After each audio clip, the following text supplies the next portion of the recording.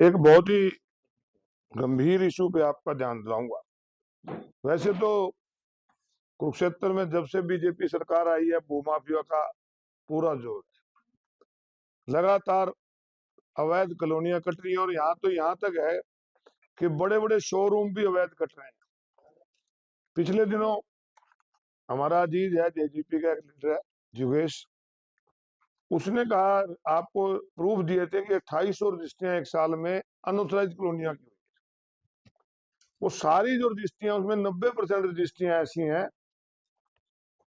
कि जो ये आपके नए बस स्टैंड के सामने से लेके और जेल तक जो कमर्शियल साइट काटी जा रही है, और वो सारी अनऑथराइज है।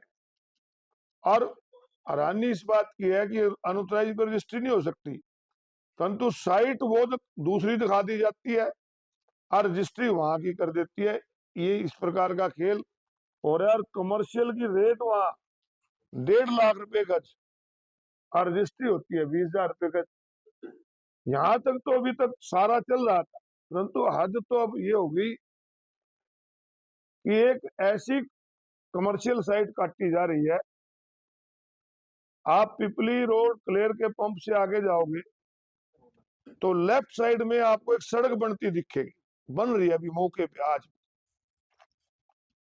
वो जो जगह है वो 1988 में सरकार ने एक्वायर की थी। 1 एकड़ जो फ्रंट का, रतगल के निरंजन सिंह है जिनकी जमीन एक्वायर हुई थी, और उसके बाद वो सुप्रीम कोर्ट से हार गए। सुप्रीम कोर्ट में उन्होंने रिपिटिशन डाली। माननीय उस समय के चीफ जस्टिस ऑफ इंडिया और एक उनकी बेंच ने ये 8 अगस्त 2023 को उनकी रिव्यू पिटिशन भी खारिज कर दी। ये ऑर्डर है जिसमें स्पष्ट उन्होंने लिखा है कि application for listing the review petition in high court is rejected. और एक और लिख दिया, pending application if any stand dispose हो। मतलब इससे बढ़िया कोई ऑर्डर नहीं हो सकता। परंतु उस जमीन पे पीछे 2 एकड़ लेके भूमाफिया ने वो जो सरकारी जमीन आज के दिन, उसके ऊपर से रास्ता बनाकर कमर्शियल साइट काट दी। अब मेरा आपके बीच में आने का मतलब यही है कि आज मैं अभी डीसी साहब को मिल के आया और उनसे कह के आया हूं कि ये जो साइट काटी जा रही है, कल को ये रास्ता तो बंद होगा, चाहे कोर्ट से हो चाहे सरकार से हो। जो लोग पीछे इसको कमर्शियल साइट ले रहे हैं, हमारे तो हो जाएंगे, भूमाफिया तो बेच जाएगा। तो उस पे जल्दी रोक लगाई जाए। उन्होंने कहा कि हम कमेटी बना के इसकी जांच करेंगे। और इसका एक और पहलू देता हूं कि उसके बाद जब इन्होंने जमीन पे सड़क काटनी शुरू करी, एक दूसरे नाम से उसी जमीन पे उसी खसरा नंबर पे इन्होंने हाई कोर्ट में पुनर्विचार याचिका डाली। और अभी 27 जनवरी 2026 यानी 10 दिन पहले माननीय हाईकोर्ट का जो ऑर्डर आया है,